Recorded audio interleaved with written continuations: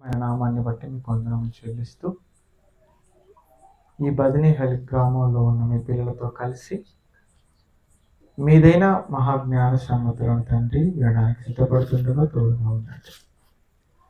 వినబడుతున్న ప్రతి మాటనైనా మీరు మాకు తెలియచేస్తున్న మాటగా భావించి శ్రద్ధగా వాటిని విని హృదయంలో భద్రపరుచుకొని మా జీవితాల్లో ఆచరించుటకు సహాయము చేయమని యేసుక్రీస్తు వారి పేరిట ఈ ప్రార్థనకి సమర్పిస్తున్నాము తండ్రి.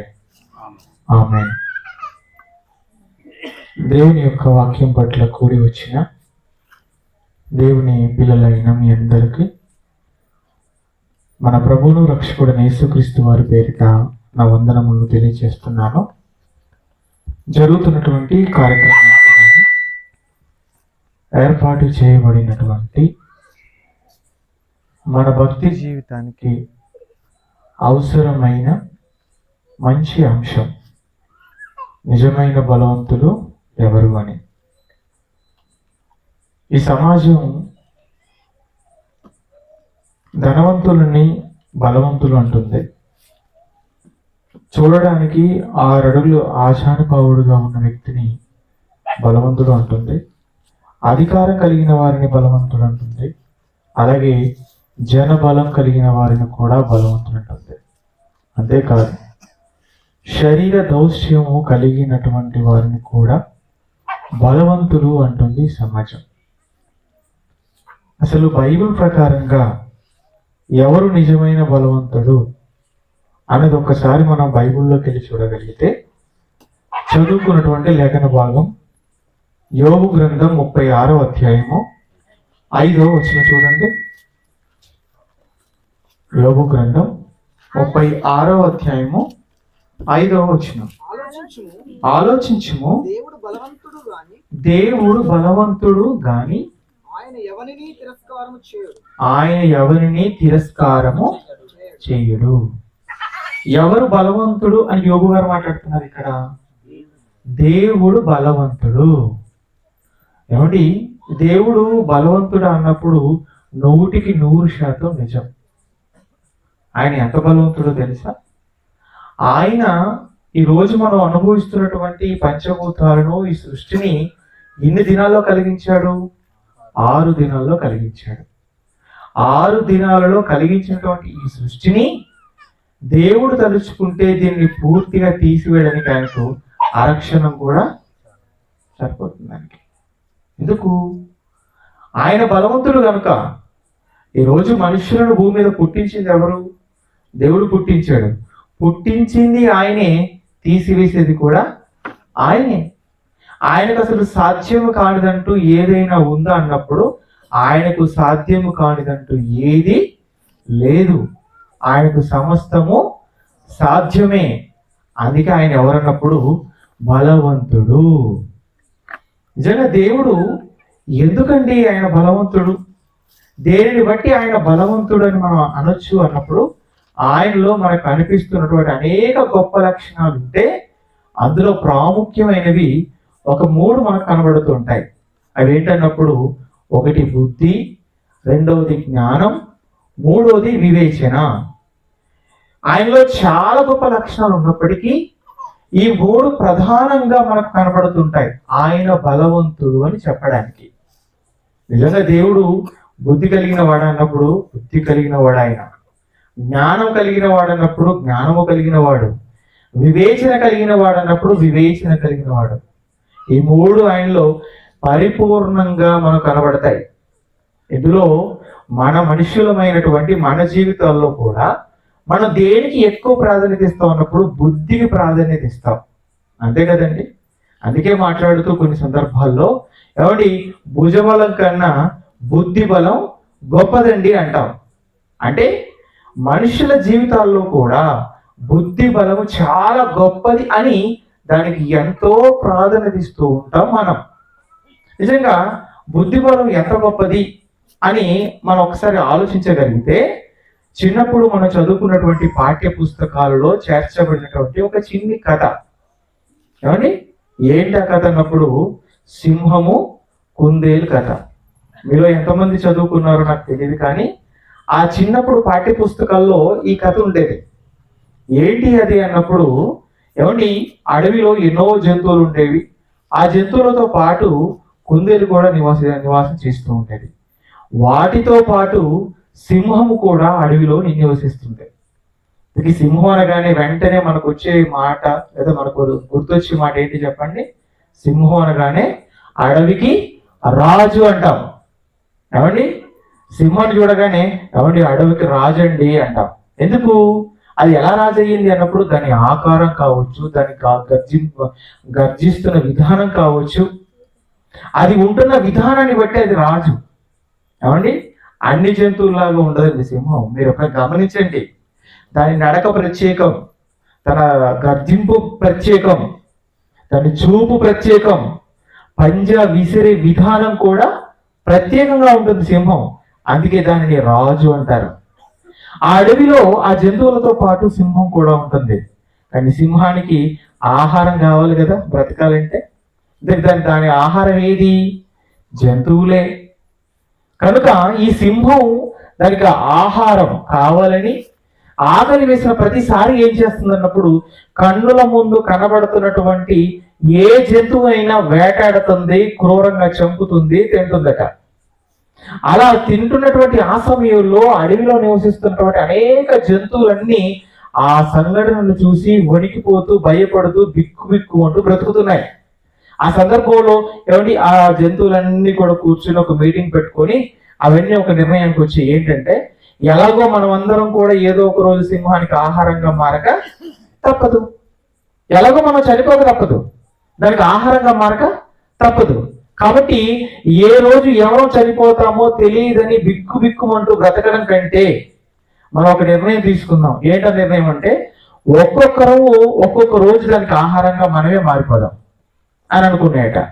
అలా అనుకోవడం కూడా ఎందుకు చేశాయి అన్నప్పుడు, ఒకవేళ అలా అనుకుంటే ఒక 30 జంతువులు ఉన్నాయి అనుకోండి, ఉదాహరణ చెప్తున్నాను, అడవిలో చాలా ఉంటాయి. కానీ 30వ నంబర్ కలిగినటువంటి జంతువు దాని వంతు వచ్చేంత వరకు 29 రోజులు హాయిగా బ్రతికేస్తుంది. ఎందుకు? దీనికి చనిపోవడానికి టైం ఉంది అని. అందుకే అవన్నీ ఆ నిర్ణయం తీసుకున్నాయట. వరుస క్రమంలో ఒక్కొక్క జంతువు సింహం దగ్గరికి వెళ్ళిపోతుంది, ప్రతిరోజు దానికి ఆహారంగా మారిపోతుంది. అలా జరుగుతున్నటువంటి కాలంలో ఒకానొక రోజు ఏ జంతువు యొక్క వంతు వచ్చిందో తెలుసా? కుందేలు వంతు వచ్చిందటండి. కుందేలు ఎంత ఉంటుంది చెప్పండి? ఎంత ఉంటుంది? చిన్నగా ఉంటుంది ఆకారంలో. కుందేలు వంతు రాగానే ఇక కుందేలు ఎక్కడికి వెళ్ళిపోవాలి? సింహం దగ్గరికి వెళ్ళిపోవాలి. ఎందుకు? సింహంతో చిట్చాట్ చేయడానిక, సరదాగా మాట్లాడుకోవడానిక? కాదు, దానికి ఆహారంగా మారిపోవడానికి. అలా వెళ్ళడం ప్రారంభించిందట. వెళుతూ దానికి ఒక ఆలోచన వచ్చిందట. అసలు మేము జంతువులు అందరం కూడా ఎందుకు దీనికి ఆహారంగా మారిపోవడం? అసలు మమ్మల్ని చంపుకుని తినడం ఏంటి ఈ సింహం? అసలు ఎందుకు మాకు ఈ పరిస్థితి? అంటే అది బ్రతుకుండడాన్ని బట్టే కదా. అసలు పని చేస్తే అయిపోతే. ఏంటా పని? సింహాన్ని లేపేస్తాననుకుందట. ఏది? కుందేలు. ఏ ఆలోచన చేసింది? సింహాన్ని లేపేద్దాం అనుకుందట. ఇది వినగానే మీ అందరికీ నవ్వు వచ్చింది కదా. ఎందుకు నవ్వు వచ్చింది? చూస్తే కుందేలేమో చాలా చిన్నగా ఉంటది, సింహమేమో చాలా పెద్దగా ఉంటది. ఇంత చిన్న కుందేలు అంత పెద్ద సింహాన్ని చంపడం ఏంటని మీరు నవ్వుకున్నారు కదా. కానీ అది ఏం చేసిందో తెలుసా? సింహాన్ని చంపేసింది, చనిపోయేలా చేసింది. ఎలా చేసింది? దానికి ఆహారంగా మారడానికి అలా వెళ్తున్నటువంటి సమయంలో ఆలోచన చేసి ఎలాగైనా చంపాలి దీన్నని సింహం దగ్గరికి వెళ్ళిపోయింది.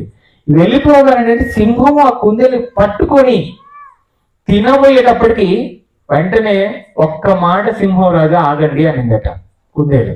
అనగానే వెంటనే ఆగిపోయి ఏంటి చెప్పు అని అడగగానే, ఏమండి ఈ కుందేలు అనిందంట, మీకు ఆహారంగా మారడానికి నేను అలా దారిలో వస్తున్నటువంటి సమయంలో నేను ఒక సింహాన్ని చూశాను. ఆ సింహం ఏమంటుందంటే నాతో, ఇదిగో నేనే అడవికి రాజును, నేను తప్ప ఇంకెవరు రాజు లేరని అని నాతో అనింది అని చెప్పిందట. ఈ మాట అనగానే సింహానికి ఎలా ఉంటుంది చెప్పండి? అసలు ఉన్నది నేను ఒక్కనే, నేనే అడవికి రాజునైతే నీకు మధ్యలో కలిసింది ఎవరు, రాజునని చెప్పింది ఎవరు అని ఆ కుందేలు మీద కోప్పడిందట.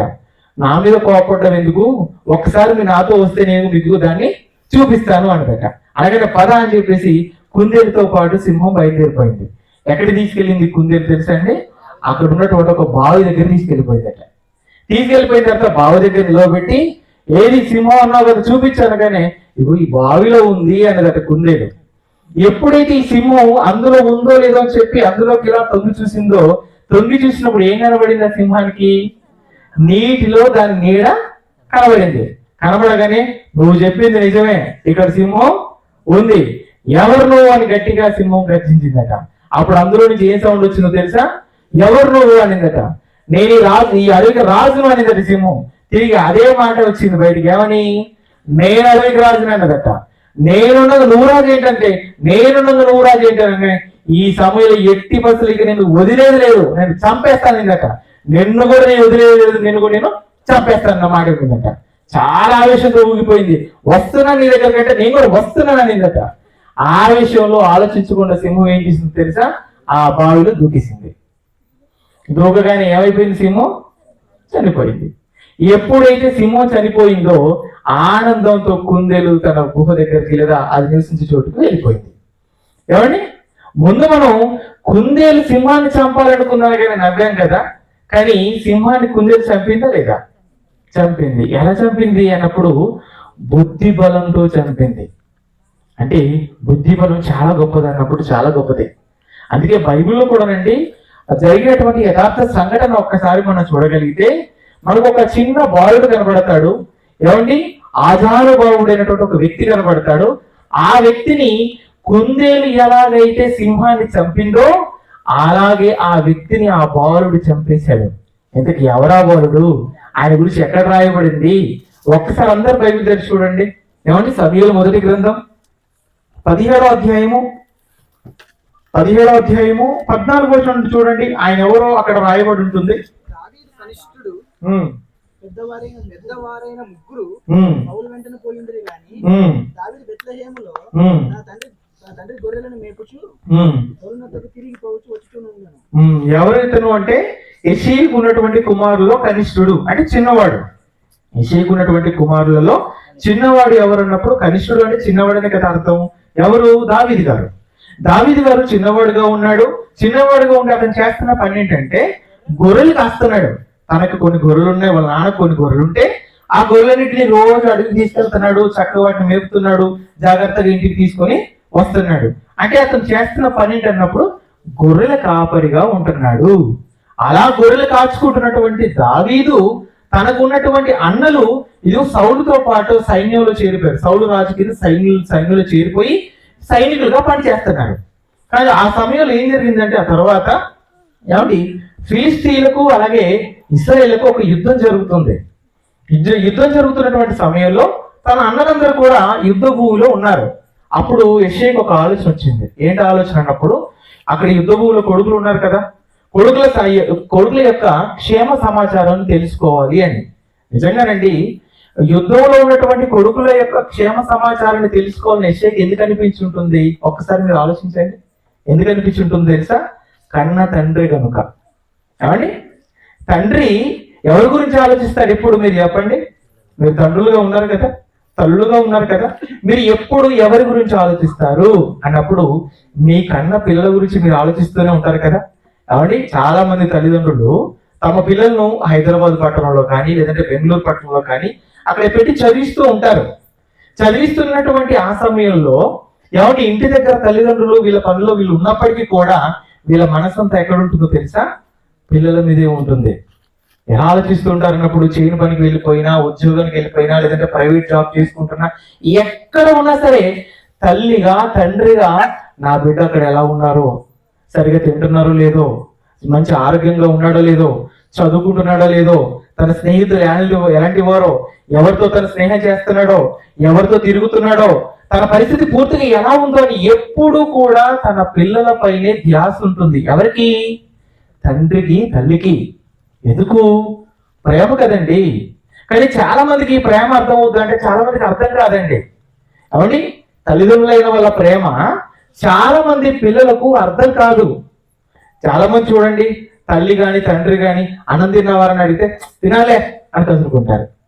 అవునండి, అసలు నువ్వు తినకపోతే వాళ్ళకేంటి బాధ చెప్పు? నేను ఎందుకు తినవా లేదని అడుగుతున్నారు, నువ్వు తినకపోతే ఎందుకు బాధపడుతున్నారు, నీ మీద ప్రేమ. కానీ చాలా మంది అండి తల్లి తండ్రి ప్రేమ అర్థం చేసుకోకపోగా వారిని మాటలతో బాధ పెడుతూ ఉంటారు. అది సరైన పద్ధతి కాదండి. ఎందుకు అనంటే ఈ భూమి మీద దేవుడు తర్వాత మన గురించి ఆలోచించేవారు, మనల్ని ప్రేమించేవారు ఎవరు అంటే తల్లి తండ్రి మాత్రమే. ఎక్కువగా ప్రేమించేది వాళ్ళేనండి దేవుడి తర్వాత సుమ. ఎందుకు?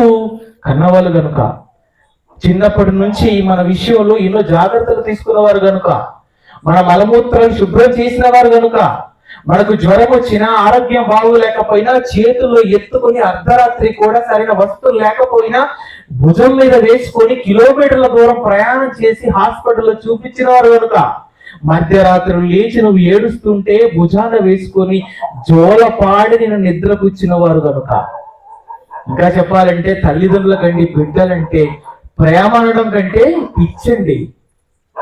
అందుకే చూడండి ఎంత ప్రేమిస్తారు పిల్లల్ని, చాలా ప్రేమిస్తారు. అంత ప్రేమిస్తారు. మా సమయంలో మనసులో ఎప్పుడు ఉండే ఆలోచన ఏంటో తెలుసా? నా జీవితం నేను బ్రతికేది పూర్తిగా నా పిల్లల కోసం అనుకుంటారు. అందుకే వారి కోసం ఏం చేయడానికైనా సిద్ధపడిపోతారు, అంత ప్రేమ. అందుకే తల్లి తండ్రుల ప్రేమను పిల్లలైన వారు ఎవరు కూడా నిర్లక్ష్యం చేయకూడదు. నిర్లక్ష్యం చేయమని బైబిల్ కూడా ఎప్పుడు చెప్పలేదండి. బైబిల్ ఎంత గొప్పది అంటే, బైబిల్ ఏం చెప్పింది అన్నప్పుడు, దేవుడు తర్వాత నీ జీవితంలో నువ్వు ఇవ్వాల్సింది ఎవరికి అన్నప్పుడు ప్రాధాన్యత తల్లిదండ్రులకే ఇవ్వమనింది. ఎన్నో సందర్భాల్లో రాయబడినటువంటి మాట ఏంటంటే, నీ తల్లిదండ్రులు నువ్వు ఏం చేయమని చెప్పింది బైబిల్? సన్మానించు అని చెప్పింది, అవమానించమని చెప్పలేదు. ఏం చెప్పింది? సన్మానించు, వారిని గౌరవించు, వారికి లోబడు, మృదిము వచ్చినటువంటి సమయంలో వారిని కన్నీళ్లు పెట్టకుండా చూసుకో, వృద్ధాప్యంలో ఉన్నప్పుడు నిర్లక్ష్యం చేయకని బైబిల్ చెప్పిందండి. అంటే ఈ బైబిల్లో ఎంతో మంచి మాటలు రాయబడ్డాయినప్పుడు కుటుంబంలో తల్లి తండ్రులకు పిల్లలకు మధ్య ఉన్నటువంటి బంధం బాగుండాలి అంటే ఏం చేయాలో చాలా చక్కగా బైబిల్లో దేవుడు రాయించి ఇచ్చాడు. కాబట్టి ఎంత గొప్పది బైబిల్ అన్నప్పుడు, చాలా గొప్పది. సమాజానికి బైబిల్ గురించి అర్థం కాలేదు, అందుకే బైబిల్ని ఏమంటుంది అన్నప్పుడు ఈ సమాజం కాబట్టి మత పుస్తకం అంటే ముద్రేసి పక్కన పడేసింది. బైబిల్ మత పుస్తకం కదండి, బైబిల్ మనిషి బ్రతుకు పుస్తకం అని చెప్పొచ్చు ఒక మాటలో. ఎందుకు? మనిషి ఎలా బ్రతకాలో చాలా చక్కగా బైబిల్లో దేవుడు రాయించి ఇచ్చేసాడు. అంత గొప్పది బైబిల్. కాబట్టి ఇక్కడ ఎవరి గురించి ఆలోచిస్తున్నారు మనం చదువుకున్న మాటలో? కాబట్టి యెషయి యుద్ధంలో ఉన్నటువంటి తన పిల్లల గురించి ఆలోచిస్తున్నాడు. ఆలోచించి యుద్ధంలో ఉంటున్నటువంటి నా పిల్లలు అక్కడ సరిగా తింటున్నారు లేదు అని దావీదును పిలిచి మంచి భోజనం సిద్ధపరిచి ఆ భోజనాన్ని దావీదుకి ఇచ్చి, నాయనా నీ అన్నలకు ఈ భోజనం నువ్వు పెట్టి వారు ఎలా ఉన్నారో ఆ సమాచారం తీసుకొచ్చి నాకు నువ్వు చెప్పు అని దావీదుని యుద్ధం జరుగుతున్నటువంటి స్థలానికి పంపించాడండి. పంపించేసేటప్పటికి ఆ దావీదు జాగ్రత్తగా అలా అక్కడికి వెళ్ళిపోయాడు. అక్కడికి వెళ్ళగానే అక్కడ ఏం జరుగుతుంది? అవునండి, ఫిలిస్తీయులను చూసి ఇశ్రాయేలు వణికిపోతున్నారు. ఎందుకు వణికిపోతున్నారంటే సైన్యాన్ని చూసి కాదు, ఆ సైన్యంలో ఉన్నటువంటి ఒక్కరిని చూసి. ఎవరా ఒక్కడు? గొలియాతును చూసి అక్కడ ఉన్నటువంటి సైన్యం భయపడిపోతుంది యుద్ధం చేయడానికి. వాళ్ళ రంకె వేస్తున్నాడు. ఏమో తెలుసా? ఇశ్రాయేలు నన్ను ఎదుర్కొని మునగాలు లేడా అంటున్నాడు. అలాగే వీళ్ళని అవమానిస్తున్నాడు, అలాగే దేవుణ్ణి కూడా దేవుని తిరస్కరిస్తున్నాడు, అవమానిస్తూ మాట్లాడుతున్నాడు. ఈ మాటలు ఎవరు విన్నారు తెలుసా? దావీదు విన్నాడండి. అక్కడికి వెళ్ళినప్పుడు గొలియాతు మాట్లాడుతున్నటువంటి మాటలను దావీదు విన్నాడు. ఎప్పుడైతే దావీదు వాడి మాటలు విన్నాడో ఊగిపోయాడు కోపంతో. ఎందుకు? ఎవడు ఈ ఫిలిస్తీయుడు? సున్నతి లేనటువంటి ఈ ఫిలిస్తీయుడు జీవము కలిగిన దేవుణ్ణి అనేంత గొప్పోడా? ఆయన పేరెత్తడానికి కూడా అర్హుడు కాదు వీడు. అలాంటి వీడు దేవుని అంటాడా అని దావీదుకి చాలా కోపం వచ్చేసిందండి. కోపం వచ్చి అప్పుడు దావీదు తీసుకున్న నిర్ణయం ఏంటో తెలుసా? వెంటనే గొలియాతుని చంపి పడేయాలనుకున్నాడు. అవునండి, ఎవరు? దావీదు. ఎంత వయసు కలిగిన వాడు? ఆ సమయంలో బాలుడు రాయబడుతుంది, చిన్నవాడు అనేటువంటి దావీదు ఆకారంలో అంత పెద్దవాడు ఇశ్రాయేల్ సైన్యాన్ని గడగడలాడిస్తున్నటువంటి గొలియాతును చంపాలి అనుకున్నాడంటే ఏంటండి దావీదు ధైర్యం? ఏంటి చెప్పండి ఆయన ధైర్యం? అనుకున్నాడు నేను చంపేస్తానని. అక్కడ ఉన్నటువంటి సైనికులతో డిస్కస్ చేస్తున్నప్పుడు వాళ్ళ అన్నలవి ఎక్కడి నుంచి వెళ్ళిపో అన్నాడు. అనగానే అక్కడి నుంచి ఇంకో చోటుకి వెళ్ళిపోయాడు. ఏంటి పరిస్థితి, నేను గొలియాతుని చంపేస్తాను, రాజు ఏమేమి ప్రకటనలు చేశాడు చెప్పు, బహుమానాలు అంటున్నాడు. ఏంటంటే కాన్ఫిడెంట్ ఏంటి చెప్పండి అసలు. బహుమానాలు, ఈ గొలియాతుని చంపితే ఏమేమి ప్రకటించాడు నన్ను చెప్పి లిస్ట్ అడుగుతున్నాడు దావీదు. అంటే అసలు నాకు గొలియాతు విషయమే కాదు, నేను ఒక దెబ్బలో నేను చంపేస్తాను, రాజు ఏమేమి బహుమానాలు ప్రకటించాడో నాకు లిస్ట్ కావాలంటున్నాడు దావీదు కిందకెళ్ళేటప్పటికి. అంటే ఎంత నమ్మకం చూడండి, గొలియాతుని చంపేస్తానని దావీదుకి. ఎవరి ఈ విషయం విన్నటువంటి సైనికులు దావీదుని ఎక్కడికి తీసుకొని వెళ్ళారన్నప్పుడు సౌలు యొద్దకు తీసుకొని వెళ్ళారు. సౌలు యొద్దకు వెళ్ళిన తర్వాత సౌలు అడుగుతున్నాడు, ఏంటి నువ్వు గొలియాతుని చంపేస్తావా అన్నప్పుడు, చంపేస్తానే అన్నాడు. అసలు చూడడానికి నువ్వు చాలా చిన్న పిల్లోళ్ళ ఉన్నావు, నువ్వేంటి గొలియాతుని చంపడం ఏంటి అని సౌలు అంటున్నప్పుడు దావీదు మాట్లాడుతూ ఏమంటున్నాడు చూడండి. అక్కడ కిందికి వెళ్ళేటప్పటికి అక్కడ ఏమంటున్నాడు, నీవు బాలుడవు, నీవు బాలుడవు, వాడు బాల్యం నుండి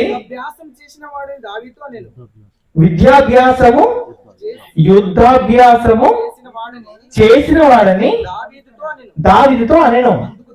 అందుకు దావీదు సౌలుతో మాట్లాడుతున్నాడండి. ఏం మాట్లాడుతున్నాడో తెలుసా, నీ దాసుడైనటువంటి నేను నా తండ్రి నాకు అప్పగించినటువంటి గొర్రెలను నేను అడవికి తీసుకుని వెళ్ళి కాస్తున్నటువంటి సమయంలో ఒక రోజు ఏం జరిగిందంటే సింహం వచ్చేసింది. సింహం వచ్చేసి ఒక గొర్రెని ఇలా పట్టుకుంది తీసుకుని వెళ్ళిపోతున్నప్పుడు పోయితే నా ప్రాణం తగ్గించుకుంటే చాలే అని చెప్పేసి గొర్రెలను వదిలిపెట్టి ఇంటికి రాలేదు. అప్పుడు ఏం చేశాను తెలుసా, సింహం మీద పడ్డాను, సింహం నోట ఉన్నటువంటి గొర్రెను విడిపించి సింహాన్ని విడిచిపెట్టలేదు, సింహాన్ని చంపి పడేశాను నేను అన్నాడు. అంతేనా? అంతేకాదు, మళ్ళా ఒకరోజు ఏం జరిగిందంటే ఎలుగుబంటి వచ్చేసింది. ఎలుగుబంటి వచ్చేసి గొర్రెను పట్టుకుంది, చంపుకుని తినాలని చెప్పి ప్రయత్నం చేస్తే ఎలుగుబంటి నుంచి కూడా నేను ఏం చేశానంటే గొర్రెను కాపాడుకున్నాను నేను అన్నాడు. అవునండి, అంటే సింహాన్ని చంపేశాను నేను, ఎలుగుబంటిని చంపేశాను. దేనికోసం? గొర్రె కోసం. గొర్రె కోసం ఆ రెండింటిని చంపినటువంటి నాకు ఈ గొలియాతు ఒక లెక్కే కాదంటున్నాడండి దావీదు. ఆ మాట విన్నప్పుడు కూడా సౌలు నిజమే నువ్వు వాటిని చంపానంటున్నావు కాబట్టి నువ్వు వెళ్ళిపోవాలని లేదు. ఏమంటే ఏ మాట విన్న తర్వాత సౌలు కూడా తన యుద్ధానికి వెళ్ళిపోవడానికి ఒప్పుకున్నాడో కిందకి వెళ్ళేటప్పుడు కనబడుతుండదు చూడండి. సింహం యొక్క బలము నుండి ఎలుగుబంటి యొక్క బలము నుండి నన్ను రక్షించిన యెహోవా ఈ ఫిలిష్తీయుల చేతిలో నుంచి అనగా ఈ గొలియాతు చేతిలో నుంచి నన్ను ఖచ్చితంగా విడిపించేస్తాడు, దేవుడు చాలా గొప్పడు అని ఆయన సౌలుతో చెప్పగానేనండి వెంటనే సౌలు ఒప్పుకున్నాడు. అయితే నువ్వు వెళ్ళిపోయి యుద్ధానికి అన్నాడు. అనగానే నేను అక్కడ ఉన్నటువంటి సైనికులు వచ్చేసారు, యుద్ధానికి సంబంధించినటువంటి సామాగ్రి అంతా ఆయనకి మొత్తం సెట్ చేద్దామని ట్రై చేశారు. అవన్నీ వేసుకున్నప్పటికీ దావీదు ఉక్కిరి బిక్కిరి అయిపోయాడు. ఎందుకు? అసలు అవన్నీ అతనికి అలవాటు లేవు కనుక. అప్పుడు ఏమన్నాడు దావీదు, ఇవన్నీ అసలు నాకు అలవాటు లేదు కనుక దయచేసి తీసేయండి అని అవన్నీ కూడా పక్కన పెట్టేసి ఏటికి వెళ్ళిపోయాడు. ఒక 5 రాళ్ళు ఏరుకున్నాడండి. 5 రాళ్ళు ఏరుకున్నాడు, ఒడిసెల పట్టుకున్నాడు, వెళ్ళిపోయాడు యుద్ధం జరుగుతున్నటువంటి స్థలానికి. అంత దూరంలో గొలియాతు రంకె వేస్తున్నాడు. ఎవరు వస్తారండి? మీసు ఉన్న మగవాడు ఒక్కరు కూడా లేడా? మీ ఇశ్రాయేలు సైన్యంలో నన్ను ఎదుర్కొనే వాళ్ళు లేడా? మీ దేవుడు చేతకనివాడా? మీ దేవుడు గొప్పవాడు మీరు అంటున్నారు కదా, ఆ దేవుడిని బట్టి ఎవరు వస్తాడో మీకు అంటే అక్కడ రంకె వేస్తున్నటువంటి గొలియాతు మీదకి ఆవేశంతో రాళ్ళు పట్టుకొని ఒడిసెలు పట్టుకొని వెళ్ళిపోయాడండి దావీదు. అలా వెళ్ళిపోయినప్పుడు అతడు చూస్తున్నాడు దూరం నుంచి గొలియాతు. చూసి ఏం మాట్లాడుతున్నాడు, అసలు నువ్వు ఏమనుకుంటున్నావు, నేను కుక్క పిల్లల తరమానికి వచ్చినట్టు నా మీదకి వస్తున్నావు నువ్వు అని గొలియాతు మాట్లాడుతున్నా గొలియాతు మాటలకు జడియక బెడియక భయపడక వెళ్ళిపోయాడు. ఒడిసెల్లో ఒక రాయి పెట్టాడు, గురి చూసి రుదుతున్న గొలియాతుని కొట్టాడు. ఒకే ఒక్క రాయికి గొలియాతు పడిపోయాడండి నేలపైన. పడిపోగానే గొలియాతు ఒరలో ఉన్నటువంటి కత్తిని తీశాడు, గొలియాతు తల నరికి పడేశాడు. ఎవరు? దావీదు. బాలుడైన దావీదండి. బాలుడైన దావీదు గొలియాతుని చంపాడంటే దేన్ని బట్టి చంపాడనుకుంటున్నారు? బుద్ధి బలం బట్టి. బుద్ధి బలం కాకుండా కండబలం కలిగిన వాడైతే ఏం తీసుకుని వెళ్ళాడు? కత్తులు తీసుకుని వెళ్ళేవాడు యుద్ధానికి. వీడికి కత్తులు అవసరం లేదు, వీడికి రాయి చాలనుకున్నాడు. రాయితో ఎలా చంపాలో తెలుసు అనుకున్నాడు. రాయి తీసుకుని వాడిని నేల కూల్చాడండి దావీదు బుద్ధి బలం చేత. అంటే దేవుడిలో ఉన్నటువంటి బుద్ధి ఎవరిలో కనబడుతుంది అన్నప్పుడు ఇక్కడ మనకు దావీదులో కూడా కనబడుతుంది. ఏమండి, మరి దేవుడిలో ఉన్నటువంటి ఆ మంచి లక్షణం దావీదులోకి ఎలా వచ్చింది అన్నప్పుడు దానికి ప్రధానమైన కారణం ఒకటే. ఏంటో తెలుసా కారణం? దావీదు దేవుని యందు భయము భక్తి కలిగి బ్రతికేవాడు కనుక. అలాగే ప్రతి విషయంలో దేవుని అమితంగా ప్రేమించేవాడు, అమితముగా నమ్మేవాడండి. నేను నమ్మిన దేవుడు చాలా గొప్పవాడు, నేను అనుకుంటే ఏదైనా నాకు చేస్తాడు, అంత గొప్ప దేవుడిని నమ్మాను కనుక అసలు ఎవరికి భయపడాల్సిన అవసరం లేదనుకునేవాడు దావీదు. అంత భక్తి అండి, అంత భయం అండి దేవుడు అంటే. అందుకే దేవుడిలో ఉన్నటువంటి బుద్ధి దావీదుకి వచ్చింది కనుక ఆ బుద్ధి బలాన్ని వినియోగించి ఏం చేశాడు అన్నప్పుడు గొలియాతును నేలమట్టం చేసి పడేశాడు. అంటే దేవుని యందు భయము భక్తి కలిగి బ్రతికితే దేవుడిలో ఉన్నటువంటి బుద్ధి జ్ఞాన వివేచన అనేటువంటి లక్షణాలు మనకు వస్తాయి అన్నప్పుడు వస్తాయి అనడానికి మనకు దావీదు జీవితమే మంచి ఉదాహరణగా మనకు కనబడుతుంది. అయితే నేను నిజంగానండి దేవుని యందు భయము భక్తి కలిగి బ్రతుకుతున్నాను అంటే ఖచ్చితంగా నీలో ఏ లక్షణాలు ఉండాలో తెలుసా? బుద్ధి జ్ఞాన వివేచన లక్షణాలు నీలో ఉండాలి. ఒకవేళ నువ్వు నేను దేవుని యందు భయం కలిగి దేవుని యందు భక్తి కలిగి బ్రతుకుతున్నాడు కనుక ఈ మూడు నాకు ఉన్నాయే అని నువ్వు అన్నావు అనుకో, నీకు కిందకి వెళ్ళేటప్పటికి మెసేజ్ లో ఒక 3 విషయాలు చెప్తాను. అవి నువ్వు తూచే తప్పకుండా పాటించేవాడిగా ఉంటావు, లేదా పాటిస్తున్నవాడిగా నువ్వు ఉంటావు. ఒకవేళ నువ్వు దేవుని యందు భయము భక్తి కలిగి జీవించడం లేదనుకో, ఆ 3 నువ్వు చెయ్యని వాడిగా ఉంటావు. నీకు అర్థమైపోతాయి. ఏమండి? నిజంగా ఆ 3 లక్షణాలు కలిగిన వాడు ఏం చేస్తాడో తెలుసా? ఏం చేస్తాడు? బుద్ధి జ్ఞానం వివేచన కలిగిన వాడు ఏం చేస్తాడు చూస్తారా? ఏంది మనం చూడండి ఒకసారి. రోమపత్రిక 15వ అధ్యాయము 1వ వచనం నుంచి చూడండి త్వరగా.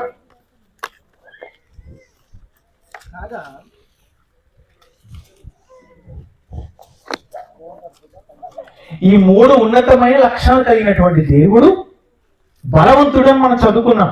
ఏమండి? దేవుడు ఎవరో చదువుకున్నాం మనం ముందు? యోబు గ్రంథం 36వ అధ్యాయం 5వ వచనంలో ఏం చదువుకున్నాము? ఆయన బలవంతుడని చదువుకున్నాం. ఎందుకు ఆయన బలవంతుడు అన్నప్పుడు ఆయనలో బుద్ధి జ్ఞాన వివేచన ఉంది కనుక ఆయన బలవంతుడని చదువుకున్నాం. నిజంగా అవి దావీదులో ఉన్నాయి అని చదువుకున్నాం. ఎందుకు ఉన్నాయి దావీదులో అన్నప్పుడు ఆయన దేవుడు అంటే భయము భక్తి కలిగి బ్రతికాడు కనుక ఉన్నాయని చదువుకున్నాం. నువ్వు నేను మనం దేవుని యందు భయము భక్తి కలిగి బ్రతికితే మనలో కూడా ఈ 3 లక్షణాలు ఉంటాయి. అంతేకాదు మనం కూడా దేవునిలాగా బలవంతులుగా మనం మారిపోతాము. అలా నిజంగా నువ్వు బలవంతుడు అయితే నువ్వు చేయవలసిన లేదా చేస్తున్నటువంటి పని ఏంటో చూడండి. ఇక్కడ ఏం చెప్తున్నాడు పౌలు గారు రోమీయుల పత్రిక రాస్తూ, కాగా బలవంతులైనటువంటి మనము మనలను మనమే సంతోషపరచుకొనక బలహీనుల దౌర్బల్యమును భరించుటకు బద్ధులమై ఉన్నాము అంటున్నాడు ఇక్కడ. ఏమండి? సహోదరులమైనటువంటి మనం బలవంతులంగా మనం ఒకవేళ ఉంటే నిజంగా బలవంతులుగా ఉన్నటువంటి నువ్వు ఎలా ఉంటావు తెలుసా? నీ సంతోషాన్ని నువ్వే చూసుకునేవాడిగా ఉండవు. ఏమండి? నేను బలవంతుణ్ణి అని ఒకవేళ అంటే నీ సంతోషాన్ని నువ్వు కోరుకునేవాడిగా ఉండకూడదు, లేదా ఉండకుండా ఉండాలి. ఏ రోజంటే ఎవరి సంతోషాన్ని వాళ్ళు కోరుకునే వాళ్ళు ఎవరున్నారు చెప్పండి? ఏమండి? నేను ఎప్పుడు నా సంతోషాన్ని కోరుకోనండి అనేవాళ్ళు మీలో ఎవరున్నట్టు చేయొద్దండి. ఎవ్వరు లేరు. ప్రతి ఒక్కరు కూడా ముందు ఎవరి సంతోషాన్ని కోరుకుంటారు? మన సంతోషమే, నేను సంతోషం ఉంటే చాలని కోరుకుంటారు. అంతే కదండి? నిజంగా మనుషులకి ఎంత దారుణం అంటే వారి సంతోషాన్ని వాళ్ళు కోరుకోవడమే కాకుండా పక్కోడు సంతోషంగా ఉండగానే చూస్తూ ఓరలేనటువంటి పరిస్థితి. అవునా కదా చెప్పండి? ఏమండి? పక్క వాళ్ళు సంతోషంగా ఉంటున్నారు అనుకోండి, చూసి సంతోషపడతారా? అమ్మో నేను బాగాలేకపోయినా పర్లేదండి, ఆయన సంతోషంగా బ్రతుకుతున్నాడండి, ఆయన సంతోషంగా ఉండడం చాలండి అనుకుంటారు ఎవరైనా? అస్సలు అనుకోరు. అలా అనుకోరనడానికి ఒక మంచి ఉదాహరణ చెప్పమంటారా? మనుషులు స్వార్థ పరులు, అసూయ పరులు, పక్కవాడి సంతోషాన్ని ఓరలేరు అనడానికి ఒక మంచి ఉదాహరణ చెప్పరండి. కాబట్టి మన ఇంట్లో కరెంట్ ఉందనుకోండి, ఇంట్లో కరెంట్ ఉంటే లైట్ వెలుగుతుంది, ఫ్యాన్ తిరుగుతుంది, చక్కగా హాయిగా ఆనందంగా చూడండి మనం హాల్లో కూర్చొని రిమోట్ పట్టుకొని టీవీలో సినిమాలు సీరియల్ చూసుకొని హాయిగా ఎంజాయ్ చేస్తూ ఉంటాం. ఆ సమయంలో కరెంట్ పోయింది అనుకోండి, ఏం చేస్తారు చెప్పండి? సహజంగా కరెంట్ పోతే ఏం చేస్తారు? అయ్యో కరెంటు పోయింది, మంచి బిట్ వస్తుంది సీరియల్, కరెంటు పోయిందని కరెంటుని ఎన్ని తిట్లు తిట్టకూడదు అన్ని తిడతారు. అవునా కదా? అసలు మంచి టైంలో పోయింది కరెంట్ అని కరెంటు వాళ్ళని బాగా తిడతారండి. తిట్టి అటు ఇటు చూస్తున్నప్పుడు కిటికీలోంచి ఒకవేళ పక్క ఇంట్లో కరెంటు కనబడింది అనుకోండి, అసలు ఇక పరిస్థితి అసలు బాగుండదు. ఇక అదేంటి, మా ఇంట్లో కరెంటు పోయింది, పక్క ఇంట్లో కరెంటు ఉంది అని ఇంట్లో ఇంట్లోకి తిరుగుతూనే ఉంటారు. ఎలా తిరుగుతారు? కాబట్టి కాలు కాలిన పిల్లి తిరిగినట్టు తిరుగుతారు బయటికి లోపలికి. ఎప్పుడైతే పక్కింట్లో కూడా కరెంటు పోతుందో అప్పుడు వచ్చి హాయిగా కూర్చుంటారు. ఇక ఎందుకు? నా ఇంట్లో లేని కరెంటు పక్కింట్లో కూడా ఉండకూడదు అంటే ఇది ఎదుటి వాళ్ళ సంతోషం కోరుకునే లక్షణం మీరు చెప్పండి? కాదు. అంటే మనుషులందరూ ఎలా ఉన్నప్పుడు అందరూ ఇలాగే కనబడుతున్నారు. కానీ నువ్వు నిజంగా బలవంతుడు అయితే నీ సంతోషాన్ని నువ్వు కోరుకునేవాడిగా ఉండకూడదు. ఎవరి సంతోషాన్ని కోరుకునేవారిగా ఉండాలి, ఎవరి గురించి ఆలోచించేవారిగా ఉండాలో చెబుతున్నాడు. చూడండి, మళ్ళీ చదవండి ఆ మాట, మంచి మాట. కాగా బలవంతులైనటువంటి మనము మనల్ని మనమే సంతోష పెట్టుకునే వారిగా ఉండకుండా బలహీనులైన వారి దౌర్బల్యమును భరించుటకు బద్ధులమై ఉన్నాము. ఏమండి, మనం సంతోషపడడం కాదండి, పక్కవాడి సంతోషాన్ని కూడా కోరుకోనే విషయంలో బద్ధులము. మనం ఖచ్చితంగా చేయవలసిన పని అంటున్నాడు. ఎప్పుడు? మనం బలవంతులమైనప్పుడు. నిజంగా మరి మనం బలవంతులంగా ఉన్నామంటే ఎప్పుడు ఎవరి గురించి ఆలోచించాలన్నప్పుడు బలహీనుల గురించి ఆలోచించే వారంగా మనం ఉండాలి. నువ్వు నిజంగా అలా ఆలోచిస్తున్నావు అంటే నువ్వు ఎవరన్నమాట? బలవంతుడవి. నువ్వు ఎదుటి వ్యక్తి మంచి ఆలోచించకుండా, ఎదుటి వ్యక్తి గురించి నువ్వు ఆలోచించకుండా నీ గురించి నువ్వే ఆలోచించుకుంటున్నావు, నీ సంతోషాన్ని నువ్వే చూసుకుంటున్నావు అంటే బైబిల్ ప్రకారంగా నువ్వు బలవంతుడవు కాదు. ఇది మొదటి విషయం. కాబట్టి రెండవ విషయం చూడండి. రెండవ విషయం ఏంటి? రెండవ విషయం ఏంటన్నప్పుడు కాబట్టి సామెతల గ్రంథం 25వ అధ్యాయము 21వ చూడండి. బలవంతులైన వారు ఏమంటే చేయాల్సిన లేదా చేస్తున్నటువంటి పనిగా మనం ఈ మాటను చూసి చెప్పుకోవచ్చు. ఏమండి, సామెతల గ్రంథం 25వ అధ్యాయము 21వ వచనం.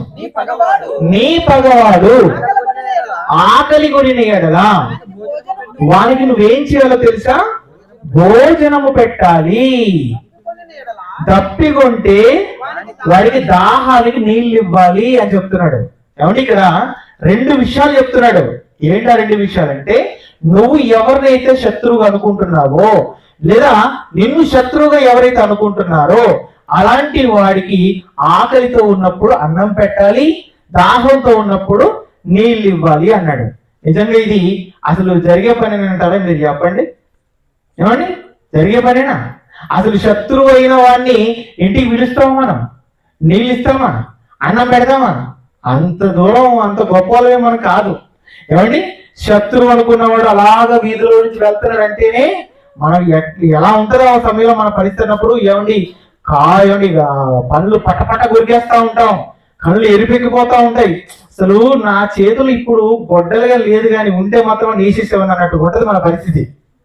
ఏమండి, మనం శత్రువు అనుకున్న మన విషయంలో మన మనసు అలాగే ఉంటది. కానీ నువ్వు నిజముగా దేవుడి యందు భయము భక్తి కలిగి బ్రతికేవాడివైతే, బుద్ధి జ్ఞాన వివేచాలను పొందుకున్న వాడివైతే, నువ్వు దేవుని వలె బలవంతుడిగా మారి ఉంటే ఖచ్చితంగా నువ్వు చేయాల్సిన పని ఏంటో తెలుసా? ఎవరినైతే శత్రువు అనుకుంటున్నావో, ఎవరైతే నిన్ను శత్రువు అనుకుంటున్నారో వారిని నువ్వు ఇంటికి పిలిచి కూర్చోబెట్టి భోజనం పెట్టాలి, దాహానికి నీళ్ళు ఇవ్వాలి, తన మంచి చెడులను చూడాలంటున్నాడు. అవునండి, ఈ పని ఎవరు చేయగలరు చెప్పండి? కష్టమండి. అసలు శత్రువు అనేవాడిని చూస్తేనే తట్టుకోలేని స్థితిలో మనం ఉన్నామంటే బైబిల్ ప్రకారంగా మనం బలవంతులుగా మారినట్లు కాదు. ఏమండి, మీరు అలా చేస్తున్నారంటే మీరు బలవంతులు, ఒకవేళ చేయడం లేదంటే మీరు బలహీనులు. ఒక్కసారి మీ మనస్సును మీరు ప్రశ్నించుకోండి, ఎలా ఉన్నారో. ఏమండి, నా జీవితంలో నిజంగానండి నేను ఎవరిని శత్రువుగా అనుకోవడం లేదండి, శత్రువుగా నేను ఎవరిని భావించానండి, అందరినీ సహోదరులుగానే భావిస్తానండి, అందరినీ నా సొంత వాళ్ళుగా అనుకుంటానండి. అంత గొప్ప మనసు ఎవరికైనా ఉందా? లేదండి. ఈరోజు పరిస్థితి ఎంత భయంకరంగా మారిపోయిందంటే ఏమండి, కుటుంబాల్లో కూడా ఏమండి అందరినీ ప్రేమించే వాళ్ళుగా ఉన్నట్టు కనబడటం లేదండి. కుటుంబాల్లో కూడా ఉన్నారనుకుంటున్నారు లేదండి. కుటుంబాల్లో ఉన్న వాళ్ళు కూడా ఒకరితో ఒకరు పడని పరిస్థితి. అన్నదమ్ముల మధ్య గొడవలు అవుతున్నాయి, భార్య భర్తల మధ్య గొడవలు అవుతున్నాయి, అత్త కొడల మధ్య గొడవలు అవుతున్నాయి. ఒకరిని ఒకరు కుటుంబంలో ఉన్న వాళ్ళు కూడా ఎలాంటి దృష్టితో చూస్తున్నారు, ఎలా వారి గురించి అనుకుంటున్నారంటే శత్రువుగా అనుకుంటున్నారు. కానీ విచిత్రం ఏంటంటే పైకి మాత్రం అందరూ నవ్వుకుంటూనే మాట్లాడుకుంటారు మళ్ళీ. ఏమండి, లోపటేమో ఇన్ని పెట్టుకుంటారు, పైకి మాత్రం అందరూ నవ్వుకుంటూ మాట్లాడతారు. ఇది కుటుంబ పరిస్థితి. మరి సంఘాలు ఎలా ఉంటారు చెప్పండి?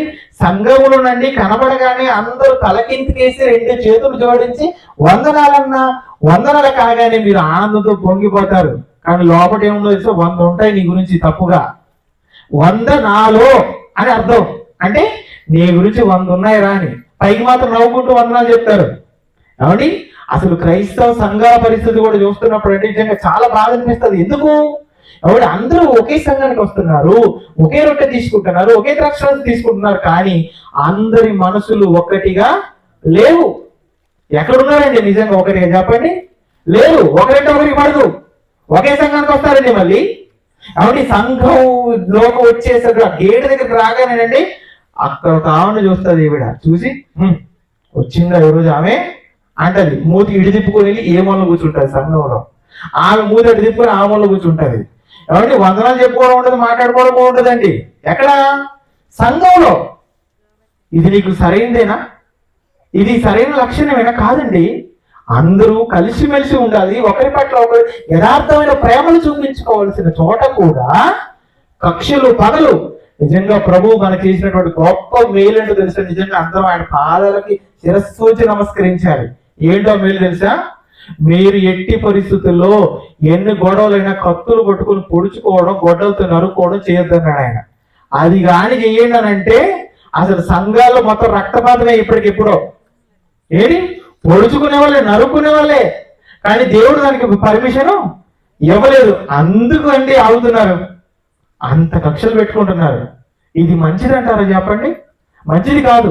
అసలు ఇలాంటి మనసు కలిగిన వారండి సంఘానికి రావడం కూడా వ్యర్థం అండి. ఎందుకు? అసలు సంఘానికి ఎందుకు వస్తున్నాం మనం అన్నప్పుడు దేవుని యొక్క ఉన్నతమైన మాటలు విని మన బ్రతుకులు మార్చుకోవడానికి. అవునా కదా చెప్పండి? ఎవరి నేను సంఘానికి వస్తుందే కేవలం దేవుని గురించినటువంటి మాటలు వినడానికి, నా బ్రతుకు మార్చుకోవడానికి అనే ఆలోచనతో వచ్చేవాళ్ళు ఎంతమంది అండి? లేదు, ఏదో నామకార్థంగా వచ్చేస్తున్నారండి. మిగతా వాళ్ళు ఉన్నారు కదండి, వాళ్ళు నమ్ముకున్నటువంటి విశ్వాసాలకు తగినట్టుగా వారు ఎలాగైతే వాళ్ళ మందిరాలకు వెళ్తున్నారో క్రైస్తవులు కూడా ఈరోజు నామకార్థంగా వచ్చేస్తున్నారు. అసలు ఎందుకు వస్తున్నారో, ఎందుకు కూర్చుంటున్నారో, చెబుతున్న మాటలు ఏంటో అవి జాగ్రత్తగా వినాలండి. విన్న మాటలు హృదయంలో పెట్టుకోవాలని, పెట్టుకున్నటువంటి మాటల ప్రకారంగా జీవితంలో బ్రతకాలని, ఆ ప్రకారంగా బ్రతుకుతూ అనేక మందికి స్వార్థ ప్రకటించాలన్న ఆలోచన లేదండి ఈరోజు పరిస్థితి. అలా ఉంటే సంఘంలో అసలు గొడవలు ఎందుకు అవుతాయి మీరు చెప్పండి? సంఘంలో సమస్యలు అవుతున్నాయి, సంఘంలో గొడవలు అవుతున్నాయి అంటే కారణం మంచి మనస్సుతో సంఘానికి కూడా రావడం లేదు. ఈరోజు సంఘం కూడా బాగోలేదండి. ఇంక ఎలాంటి సమాజాన్ని బాగు చేస్తారు చెప్పండి? లేదు. ఏమండి, ఎవరు శత్రువులు అనుకుంటున్నారు అన్నప్పుడు కుటుంబంలో అనుకుంటున్నారు, సంఘంలో అనుకుంటున్నారు. ప్రతి మనిషి మరొక మనిషి శత్రువుగా భావిస్తారు, పగవాడిగానే భావిస్తున్నారు. అందుకే దేవుడు ఏమన్నాడు తెలుసా? నువ్వు నిజముగా వాక్యం చేత బలవాన్ని పొందుకొని బలవంతుడుగా నువ్వు మారినట్లయితే, నువ్వు బలవంతుడు అయితే ఖచ్చితంగా నీ ఎదుట నువ్వు పగవాడు అనుకున్నవాడిని నీ ఇంటికి పిలువు, కూర్చోబెట్టు, వారికి అన్నం పెట్టు, నీవు. నిజంగా అది ఎందుకు చేయమన్నాడు తెలుసా?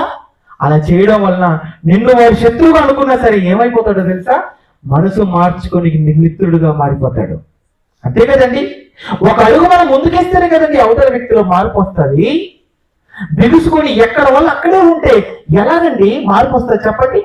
ఏమండి, అలా అని మీరు వెళ్ళమని చెప్తున్నారు, శత్రువు అనుకున్న వాడిని మా వద్దకు మాట్లాడమంటున్నారు, ఇంటికి పిలిచి భోజనం పెట్టమంటున్నారు, బాగానే ఉంది. కానీ నా వల్ల కాదండి, నేను వెళ్ళలేనండి, నేను తగ్గించుకోనండి, తగ్గితే వాడే తగ్గాలండి నువ్వు అన్నావు అనుకో, అది వాక్యానుసారమైన ఆలోచన కాదండి. నిజంగా వాక్యం తెలిసిన వాడు, వాక్యం చేత బలవంతుడైన వాడు ఏం చేస్తాడు తెలుసా? ప్రతి విషయంలో తన్ను తాను తగ్గించుకుంటాడు. నిజముగా వాక్యం తెలిసిన వాడు తగ్గించుకుంటాడండి. తగ్గించుకున్న వాడే నిజమైన బలవంతుడు. దీనికి మంచి మాదిరి ఎవరు అన్నప్పుడు మనం నమ్మిన ప్రభువుని యేసుక్రీస్తు అండి. ఆయన ఎంత తగ్గించుకున్నాడు? ఆయన పరలోకంలో తండ్రితో పాటు సమానంగా కూర్చున్నటువంటి ఆ స్థానాన్ని విడిచాడు, ఈ భూమి మీదకి వచ్చాడు. వచ్చినటువంటి ఆయన ఏ కుటుంబంలో పుట్టాడు, ఎంతగా తగ్గించుకున్నాడు మనకు పత్రికలో కనిపించడం లేదా? ఎంత తగ్గించుకున్నాడండి? దాసుని స్వరూపం ధరించుకున్నాడు ఆయన. అంటే మనం నమ్మిన ప్రభువుని యేసుక్రీస్తు వారే పరలోకాన్ని విడిచిపెట్టి తను తగ్గించుకొని దాసుడు రూపం ధరించుకొని ఈ భూమి మీద బ్రతికినప్పుడు మనం ఏ పడవలు చెప్పండి? ఆయనతో పోల్చుకుంటే మనం తగ్గకపోతే ఎలాగా? అందుకే చెప్పినటువంటి మాట బైబిల్లో మనందరికీ తెలుసు, తన్ను తాను తగ్గించుకున్నవాడు ఏమవుతాడు? హెచ్చింపబడతాడు. సమాజం ఏమంటుందంటే తగ్గించుకున్న వాడిని హేళన చేసి మాట్లాడుతుంది. తగ్గించుకున్నవాడిని చూసి ఏమంటుంది తెలుసా? చేతగాని వాడురా వీడు అంటుంది. సమాజం చేతగాని వాడు అంటుంది. తగ్గించుకుంటే నువ్వు గొప్పవాడు అవుతావు బైబిల్ చెప్తుంది. బైబిల్ మాట నమ్ముతావా, సమాజం మాట నమ్ముతావు అన్నప్పుడు బైబిల్ మాట నమ్మాలి. ఎవరైతే తగ్గించుకుంటారో, ఎవరైతే దేవుని మాటకు విధేయులుగా బ్రతుకుతారో ఒకానొక రోజు దేవుడు ఇవ్వబోయేటువంటి గొప్ప జీవితాన్ని ఖచ్చితంగా చూసి తీరుతారు. దేవుడు చెప్పిన మాట ఎప్పటికీ అబద్ధం కాదండి. మనుషులు చెప్పిన మాట అబద్ధం కావచ్చు, మనుషులు చెప్పింది తప్పవచ్చు, కానీ దేవుడు చెప్పింది అబద్ధం అయ్యే అవకాశమే లేదు, తప్పు అయ్యే అవకాశం అస్సలు లేదు. నిజంగా నువ్వు గొప్పవాడి కావాలనుకుంటే, నువ్వు నిజంగా బలవంతుడు అయితే తగ్గించుకొని చూడు. నీ బ్రతుకు ఎంత ఉన్నతమైన స్థితికి చేరుకుంటుందో నువ్వు అనుభవిస్తావు. ఎలా ఉండాలి మనం అన్నప్పుడు తగ్గించుకోవాలి. దానికి మంచి మాదిరి ఎవరన్నప్పుడు మన ప్రభువైన యేసుక్రీస్తునండి. ఎంతగా తగ్గించుకున్నాడు ఆయన, మనల్ని ఎంతగా తగ్గించుకోమని చెప్పాడు. ఒక్క మాట చూద్దామండి ఈ సమయంలో. చూడండి, మత్తయి సువార్త 5వ అధ్యాయము, మత్తయి సువార్త 5వ అధ్యాయము 39వ వచనం చూడండి. మత్తయి సువార్త 5వ అధ్యాయము 39వ వచనం. నేను మీతో చెప్పున్నదేమనగా దుష్టుని ఎదిరింపక నిన్ను కుడి చెంప మీద కొట్టువాని వైపునకు నీ ఎడమ చెంప కూడా త్రిప్పుము అన్నాడు. నీ కుడి చెంప మీద ఎవరైనా కొడితే అలాంటి వాడి వైపు నీ ఎడమ చెంప కూడా నువ్వు త్రిప్పు అన్నాడు. అంటే కొట్టేవాడిని వైపు కూడా ఇంకొక చెంప చూపించి కొట్టు అనాలన్నమాట. అంటే అంత తగ్గించుకోవాలి అండి. ఈరోజు మనం ఏ పరిస్థితిలో ఉన్నామండి? కొడితే పడే పరిస్థితిలో కాదండి, మాటన్నా పడే పరిస్థితిలో మనం లేవు. ఉన్నామో చెప్పండి. నిజంగా మనం గొప్ప వాళ్ళం కావాలంటే, దేవుని యొక్క భయం భక్తి కలిగి మనం దేవునిలాగా బలవంతులం అయ్యామని అనుకుంటే నీలో కనబడాల్సినటువంటి ప్రాముఖ్యం ఏంటంటే ఇప్పుడు తగ్గింపు. ఎంత తగ్గింపు? నిన్ను కొట్టేవాడి వైపు కూడా నీ చెంప నువ్వు చూపించు. కుడి చెంప మీద కొట్టాడా, ఎడమ చెంప కూడా చూపించు. అంత తగ్గించుకో. ఇది నీకు వ్యక్తిగతంగా ఏమంటున్నాడు ప్రభు అన్నప్పుడు, నీ కుడి చెంప మీద కొట్టువాని వైపు నీ ఎడమ చెంప కూడా చూపించు. నువ్వు ఎప్పుడైతే అలా చూపిస్తావో అప్పుడు నువ్వు నిజమైన బలవంతుడవు. అప్పుడు నువ్వు నిజమైన బలవంతుడు. ఇలా నువ్వు ఉండనంత కాలం దేవుని ప్రకారంగా, వాక్య ప్రకారంగా నువ్వు బలవంతుడివి కానే కాదు. బలవంతుడు కాదు అంటే నువ్వు ఎవరన్నమాట? బలహీనుడవు నువ్వు.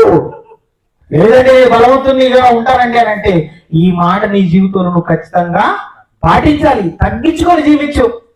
ఇది రెండో విషయం కనబడుతుంది. మూడో విషయం ఏంటో తెలుసా? నిజంగా నిజమైన బలవంతులు ఎలా ఉంటారో మూడో విషయం చెప్తున్నా చూడండి. మూడో విషయం గలతీ పత్రిక 6వ అధ్యాయము 1వ వచనం చూడండి. గలతీ పత్రిక 6వ అధ్యాయము 1వ వచనం.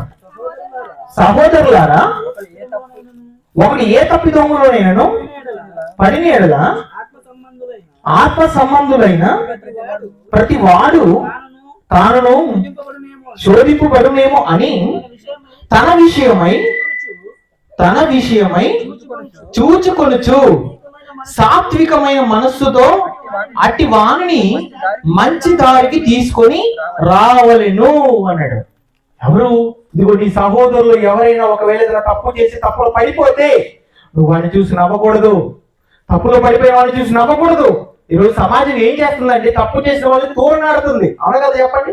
ఎవరైనా కన్నుల ముందు ఏదైనా తప్పు చేసినట్టు కనబడ్డారనుకోండి, ఏమండి వారి గురించి మాట్లాడే మాటలు అన్ని ఇన్ని కావండి. నిజంగా తప్పు అతను కావాలని చేశాడా, అనుకోకుండా జరిగిందా, అసలు అందులో అతని ప్రమేయం నిజంగా ఉందా లేదా అని ఆలోచన ఏమీ ఉండదండి. తప్పు జరిగిందంటే చాలండి హేళన చేయడం ప్రారంభిస్తారు. ఇది సరైందైనా చెప్పు. ఈ రోజు నీ కళ్ళ ముందు ఒక సహోదరుడైనా ఒక సహోదరి అయినా తప్పు చేసినట్టు నువ్వు చూస్తే ఆ తప్పు చేసినటువంటి వ్యక్తిని నువ్వు ఎలాగైతే తోలనాడుతున్నావో ఏదో ఒక రోజు నువ్వు నీ జీవితంలో తప్పు చేసినప్పుడు నిన్ను కూడా అలాగే తోలనాడతారు కదా, అలాగే మాట్లాడతారు కదా. అవును, మాట్లాడతారు ఖచ్చితంగా. ఎందుకు? నువ్వు చేసినట్టు నీకు కూడా చేయబడుతుంది. నువ్వు చేసితే నీ నెత్తి మీదకి వస్తుంది, ఎక్కడికి పోదు. ఎవరిని మనం చేసినటువంటి తప్పులైనా లేదంటే మనం చేసినటువంటి పాపాలైనా మనం ఎదురు వ్యక్తిని పెట్టినటువంటి బాధ అయినా ఎలాంటిదో చెప్పమంటారా? బ్యాంకులో మనం ఫిక్స్డ్ డిపాజిట్ చేసుకున్న దాంతో సమానం. ఎందుకు? బ్యాంకులో ఫిక్స్డ్ డిపాజిట్ చేస్తారా? ఇందులో ఆడపిల్లలు ఉన్నారనుకోండి, ఒక 10 ఏళ్ళు ఒక 10 లక్షలు ఫిక్స్డ్ డిపాజిట్ చేస్తారు. దేనికోసం? వడ్డీ కోసం, ఇంట్రెస్ట్ కోసం. అంటే బ్యాంకులో నువ్వు డబ్బుని ఫిక్స్డ్ డిపాజిట్ చేసేది ఎందుకు అన్నప్పుడు వచ్చేటువంటి లాభం, వడ్డీ కోసం. లాభాన్ని ఆశించి ఎలాగైతే డబ్బు నువ్వు బ్యాంకులో దాచుకుంటావో ఎదుటి వ్యక్తిని నువ్వు అనే ప్రతి మాట కూడా అటువంటిదే. నువ్వు ఈరోజు అన్నావంటే తప్పకుండా ఏదో ఒక రోజు తిరిగి నీ మీదకి రాక తప్పదు. కనుక ఎవరిని ఏం అనకూడదండి, ఎవరి గురించి ఏం మాట్లాడకూడదు. తప్పుగా ఎవరి గురించి మాట్లాడకపోగా ఇంకా ఎలా ఉండాలో తెలుసా? మన బలవంతులమైతే ఆ సహోదరుడు తప్పు చేసి ఒక అందులో పడిపోతే చెయ్యి ఇవ్వాలి. మనం చెయ్యి పైకి తీసుకొని రావాలి. తీసుకొని వచ్చి అతనితో ఎలాంటి మాటలు మాట్లాడన్నప్పుడు ఏదో జరిగిపోయింది, నువ్వు తెలిసి చేసావో తెలియక చేసావో వదిలేసి ఇక్కడ నుంచి నువ్వు కొత్త జీవితాన్ని ప్రారంభించు, నువ్వు కొత్తగా జీవించు, నువ్వు ఉన్నతంగా బ్రతుకు. ఈ తప్పు మన నీ జీవితంలో రిపీట్ చేయొద్దు నువ్వు అని ధైర్యం చెప్పి ఆ తప్పు నుంచి ఆ వ్యక్తిని బయటికి తీసుకొని వచ్చి ఆ వ్యక్తిని మంచి మార్గంలో నడిపించే ఓ వ్యక్తిగా నువ్వు ఉండాలి. అలా నువ్వు చేస్తున్నావా? ఇప్పటికీ ఎవరి జీవితంలో నువ్వు అలా చేసావా? అలా చేస్తే నువ్వు ఎవరన్నప్పుడు బలవంతుడివి. నువ్వు ఒకవేళ ఇప్పటివరకు ఎవరి విషయం అలా చేయలేదా, ఇక నుంచి నువ్వు చేస్తే అప్పుడు నువ్వు నిజమైన బలవంతుడు అవుతావు. ఏమండి, ఇలా మన జీవితంలో లేకపోతే వాక్యానుసారంగా ఎప్పటికీ మనం బలవంతులుగా మారే అవకాశమే లేదు. ఏమండి, నేను బలవంతుని కావాలంటే దేవుని వలె, దేవుడిలాగా నేను బలవంతుని కావాలి నువ్వు కోరుకున్నావా? అయితే ఎప్పటి వరకు చెప్పినటువంటి 3 విషయాలు తప్పకుండా నీ జీవితంలో నువ్వు పాటించాలి. నువ్వు పాటించి చూడు ఎంత అద్భుతంగా ఉంటుందో జీవితం. చాలా బాగుంటుందండి. ఏమండి, ఎందుకు బాగుంటుందని ఇంత ఖచ్చితంగా నేను చెబుతున్నాను అన్నప్పుడు ఇక్కడ రాసింది చెప్పింది ఎవరో తెలుసా? దేవుడు కనుక. ఏమండి, దేవుడు చెప్పాడంటే అది నిజమండి. మనం చేద్దాం. ఏమండి, నేను దేవుని దృష్టి బలవంతులుగా బ్రతకాలనుకుంటున్నానండి అని నువ్వు అనుకుంటే ఇప్పటి వరకు విన్న మాటలు నీ జీవితంలో నువ్వు పాటించు. లేదు బలహీనుడిగా నేను బ్రతికేస్తాను, భయంకరమైన నరకానికి వెళ్ళిపోతాను అంటే అది నీ ఇష్టం. కనుక ప్రియమైన దేవుని వాళ్ళారా, ఇప్పటి వరకు విన్న మాటల్లో మనకు అర్థమయ్యేటప్పుడు ఎవరు నిజమైన బలవంతులు అంటే ఎవరైతే తన ఎడల లేదా తన ముందు ఎవరైనా తప్పు చేస్తే తన విషయంలో తన సంతోషాన్ని మాత్రమే చూసుకోకుండా అవతల వ్యక్తి విషయంలో కూడా ఆలోచించేవాడు మొదటిగా బలవంతుడు. రెండవది ఏంటన్నప్పుడు భగవాన్ని కూడా పిలిచి భోజనం పెట్టేవాడు బలవంతుడు. చివరగా ఏంటన్నప్పుడు తప్పిదములో ఎవరైనా పడిపోతే అతన్ని ప్రేమించి అతనికి మంచి చెప్పి అతని జీవితాన్ని నిలబెట్టేవాడే నిజమైన బలవంతుడు. ఇలాగ నేను మనం అందరం మన భక్తి జీవితాన్ని కొనసాగించాలని దేవుడు కోరుకుంటున్నాడు. కనుక ఈ మాటలు మనం విని ఇక్కడే విడిచిపెట్టేవారుగా ఉండొద్దండి దయచేసి. ఏమండి, వాక్యం వినడానికి మాత్రమే పరిమితం అయిపోయి విన్న వాక్యాన్ని విడిచిపెట్టేవారుగా మనం ఉంటే రావడం వినడం అవ్యర్థము. అవునా కదా చెప్పండి? వచ్చామంటే వింటున్నామంటే హృదయంలో దాచుకున్నామంటే తప్పనిసరి మన జీవితంలో అనుసరించాలి, చేసేవారుగా ఉండాలి. మనం అందరం ఉండాలి. దేవుడి దృష్టి నిజమైన బలవంతులుగా మనం అందరం మారిపోవాలి. ఈ మాటలు విన్న మీరు అందరూ కూడా మీ జీవితాల్లో దేవుడు చెప్పిన మాటలను పాటిస్తారని ఒక సేవకుడుగా నేను మనస్ఫూర్తిగా కోరుకుంటూ ఈ మాటలు ముగిస్తున్నాను. ప్రార్థన చేసుకుందాం. ప్రేమ కలిగిన తండ్రి, దయ కలిగిన దేవ,